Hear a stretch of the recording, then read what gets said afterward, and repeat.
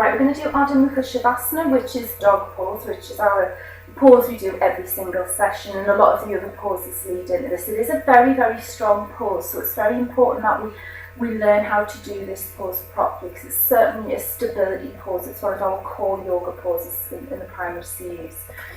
So I've been through this lots of times, it will just make sure. Okay. Now I've got a few tips for you for this one. So last time when we did it in the session, and I think we might do it this time as well, we're going to use, just so we're not so focused on getting our heels to the floor, you can either do it up against the skirting board, but we're going to use the block, okay, to take our heels down, just so we get these sit bones as high as we possibly can without thinking, oh, I need to get my heels down. That's not the purpose of the pose. It is eventually. So we're going to make sure that our wrists are stacked with our elbows and our knees are stacked with our hips. I'm hoping mine are. Okay, there's a tendency to be a little bit forward like that. Okay, so we want to make quite a nice box shape. Push that a little bit of that. So I want to have quite a nice square going on here. Now, a little tip I've got, if you're finding whenever you do dog pose, dog stretch, a little bit, you're feeling your wrists are hurting, you might have carpal tunnel, it might just be that the pose is very strong. If you've got weak arms, your wrists will take it.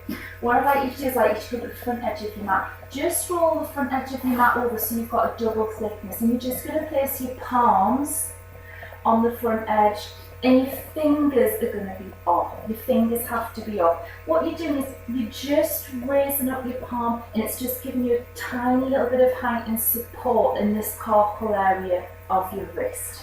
Okay? So that's one little tip you can do. Right then, so let's go back, making sure we're stacked. Now, the whole point of this pose is, if you're not using this area, you'll find you'll dip, and that's where you get a lot of pressure in your hands, and that's where people start thinking, my forearms, this is too bad on my wrists. You shouldn't feel it in your wrists, ideally. So what we'll do is we'll come up into the pose. So we're going to take an in-breath, and then we're going to push up. Okay, so we're going to get really high on the ball pads. We're not going to even bother with coming down. I'm not even touching the block yet. Really get high with the ball pads of our feet. Really see if we can make this triangle without dipping down, or we're not up or forward. Really push out here, push here. I can't feel anything there, I can feel it all here. Okay? And then just drop the head. Don't drop the head or over drop it, just so your ears are in line with the front of your arms. And then you can bring your feet down. Really energize the pose. And then when you're working into it, so don't bring the feet down if you're going to do that. There's no point. We really need to energize the pose. Really push up. Take that core in. Push back with your heels.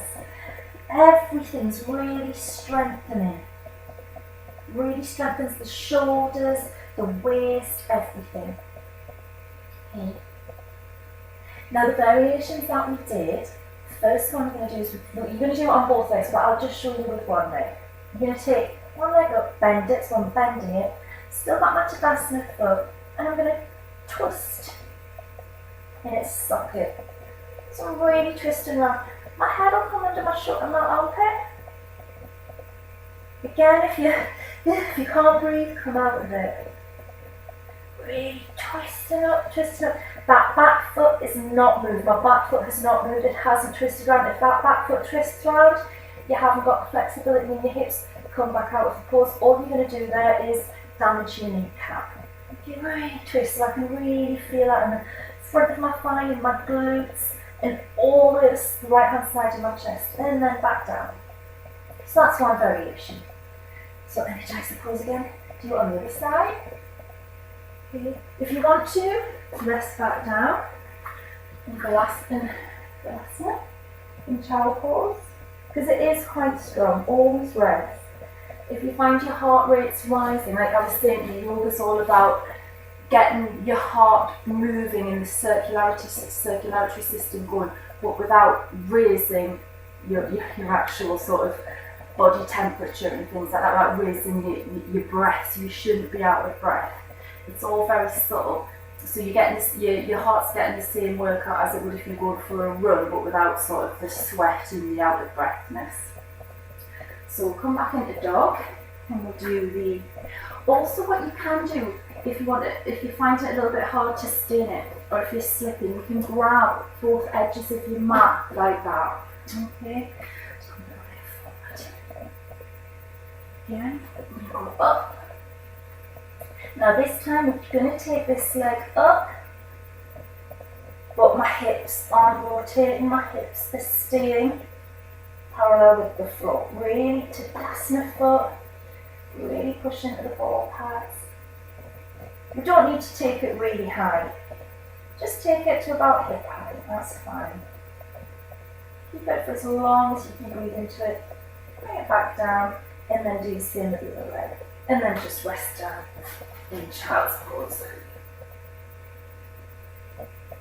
If you do find child's pose uncomfortable with the legs open, it's fine. Different types of yoga do different types of child pose. You can do it with your knees together. I don't find it as comfortable. I find that my tummy crunches a bit. I find when the legs open, I have more space to breathe in my abdomen, that's all. But certainly you can do that.